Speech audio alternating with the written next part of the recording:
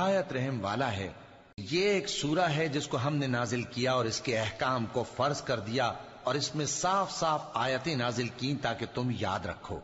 بدکاری کرنے والی عورت اور بدکاری کرنے والا مرد جب ان کی بدکاری ثابت ہو جائے تو دونوں میں سے ہر ایک کو 100 درے مارو،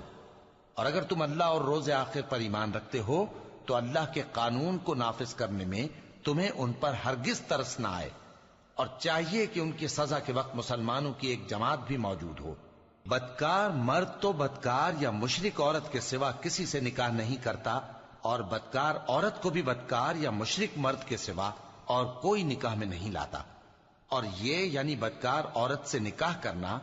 مومنوں پر حرام ہے۔ اور جو لوگ پرہیزگار عورتوں کو بدکاری کا عیب لگائیں اور اس پر 4 گواہ نہ لائیں تو ان کو 80 درے مارو، اور کبھی ان کی شہادت قبول نہ کرو، اور یہی بد کردار ہیں۔